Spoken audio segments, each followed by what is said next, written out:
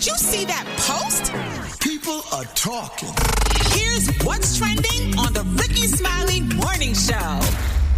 All right, Rickey Smiley Morning Show is Women's History Month, and today we are honoring a woman that turned Urban One into the iconic media powerhouse that it is today. Y'all, please welcome our founder and chairwoman, Miss Cathy Hughes. Good morning. Hey, Miss H. What's up, Miss H?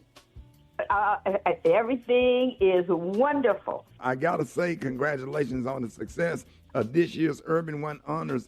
It was a fantastic show, Ms. H. Tell us about it. Well, you know, one of the things that a few years ago, I was contacted by Terry Lewis of Terry Lewis and Jimmy Jam fame. His wife, Indira, and I are friends. And they said that even though Talon, their son, had graduated from USC with his master's, that he still had a year of eligibility and that he wanted to play for the Howard Bisons. And so since I've been blessed to have, you know, the School of Communications named in my honor, I was able to pull a few strings and get him in. And so we had that weekend, that Saturday, Howard does this thing, honorary captain of the day for the team, and you start off in the morning with the film breakfast, and then the films, and then the pep talks, and then the warm-ups and all that. So I spent the whole day with the basketball team. So the next day they said, well, why don't we get together and watch Urban One Honors with you? And I said, oh, please do. Terry Lewis told me that one of the reasons he speculates that award shows are losing popularity and audience is because their sound is not good, and that the sound is like an emotion picture on a television award show that it needs to flow, it needs to engage. Terry Lewis told me that Urban One Honors this year had the very best sound he had ever heard on any award show.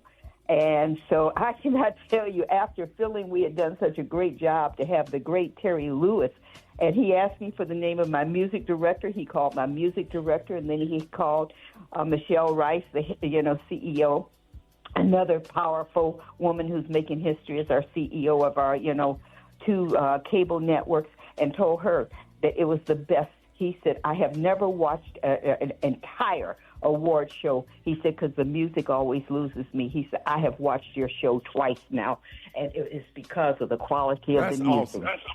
Is that incredible? And that was on top of the best lineup I think we had ever had. I had the opportunity to say to Alfred publicly on television how much I respect him, how much I appreciate what my son has done for the company that started off as a dream for me when I was only 8 years old. You know, it's so hard to get your second generation to embrace your dream and then to take it to a higher level, and that's what exactly Alfred has done. So I was so proud. Frankie Beverly came to the after party and danced for 2 nonstop hours. All we played was his music. And, hey, we had to loop it because, Frankie ain't got a lot of variety. Frankie was one of the few artists ever to record music who did not have to have a lot to maintain his top status. And I'm so glad that we opened the door. He cried afterwards that evening sitting next to me at the after party. He said, no one's ever honored me, Cathy.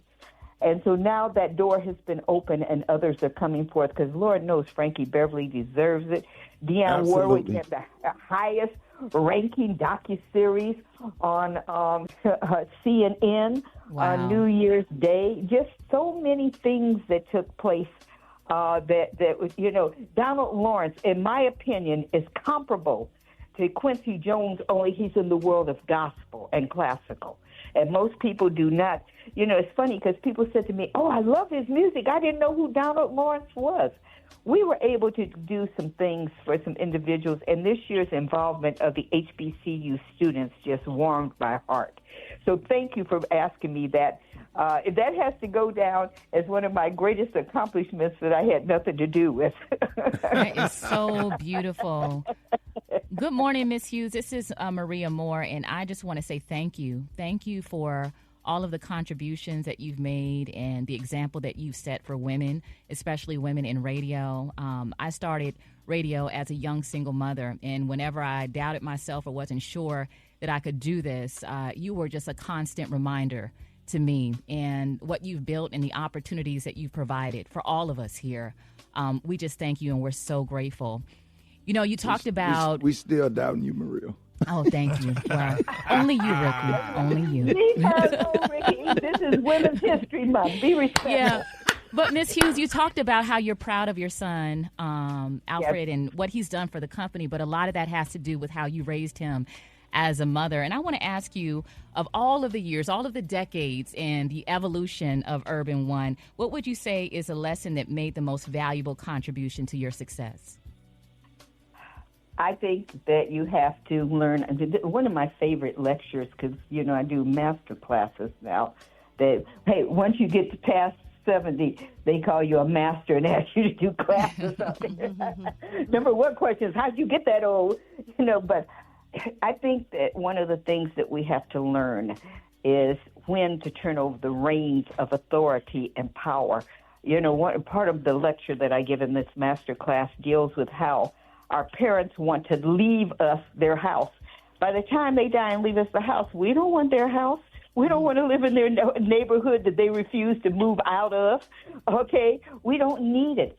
We need it when we're young enough to do something with it.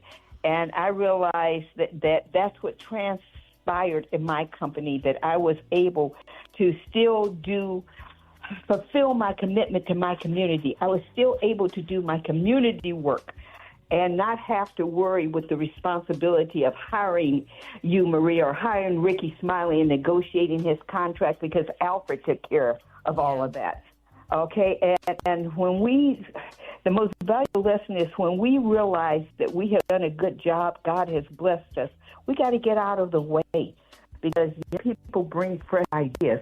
But so often, particularly when you're a single mama who reared a child or children by yourself, it's kind of hard to turn over the combination to the safe to the same Negro who lost the keys to the front door on numerous occasions. On numerous occasions.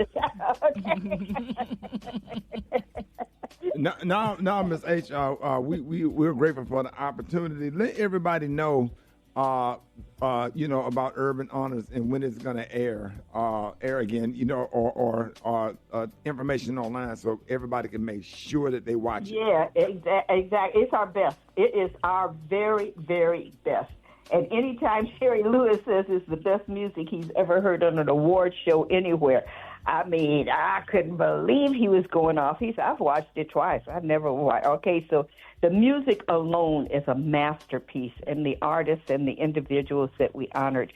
Yeah, so please go online and check out when it's going to air again.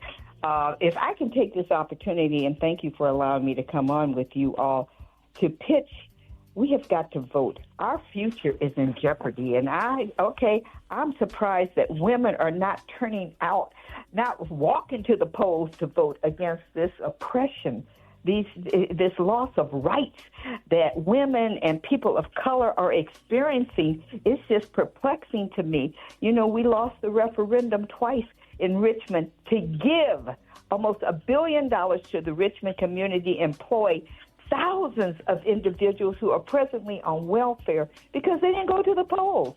I do not know what this brain fog is that we are experiencing, but particularly women. If women do not go to the polls and vote to help reverse this oppression, and so many people are having primaries in May. It's critical. There's a primary in May in Maryland for a sister who has been the county executive in Maryland. Before that, the state's attorney. This woman has an incredible track record. And yet there's a white male running against the sister who has spent $23 million in advertising. Yeah. Yeah, Ms. H, they trying to keep black women off the ballot, if I'm not mistaken, in Harris County in Houston, Texas. All these ladies are running for circuit court judge, and it's not fair, Ms. H. Oh, it's crazy. Sheila Jackson Lee in Houston, Texas. No sister, okay? She and Maxine, they're only Barbara Lee, it's a handful of the veteran members of the House of Representatives. Those sisters have been there constantly for us. This sister ran for mayor, which would literally have been a step down, and she was defeated handsomely, just demolished. What is wrong with women not understanding that we have got to, accept the fact that women more often than not do a better job in these elected positions? When are we going to understand and accept the responsibility for the fact that it's not going to change? Women are the mothers. We're the grandmothers. We're the aunties. This country is not going to change until we make it change. And for this battle against black women in leadership positions is crazy. And sisters are more worried about, what Beyonce is doing. Beyonce is probably one of the greatest entertainers ever to have lived, but she's not affecting your daily life. The only time she affects your daily life is when you got to spend $400 to buy a ticket to see her great talent. Okay, she's not effectuating change that directly impacts you and your children. I don't understand this. Okay, instead of, the support that we give our entertainers, why don't we give that to a Sheila Jackson Lee? Why don't we give that to a Angela also Brooks running for the U.S. Senate in the state of Maryland? We have got to wake up before it's too late. Our children are being gunned down in the streets and incarcerated for the minor offenses, just like 100 years ago. We're going through the same. We are repeating the history of a desperation and destitution of our people that we've already lived through. And yet women are sitting around. So, I just appreciate you allowing me to push this. We got to vote. We do not have a choice. We have got to vote this go round. We cannot let this go down. This country put the Japanese in concentration camps after the war. And there is a plan that my generation, when I was in my 20s, everybody was walking around talking about the King Alfred plan. The King Alfred plan, interestingly enough, is concentration camps for people of color. If we are not careful, we are going to wake up and find ourselves victims of a plan as crazy as the King Alfred plan. That's when I was pushing this movie Origin for people to go see how this country really views us.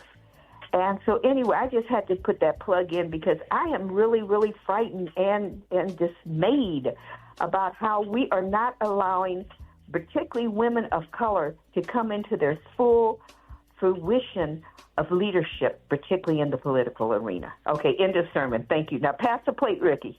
Yes, man. Y'all give it up, show your love for the one and only Miss Cathy Hughes.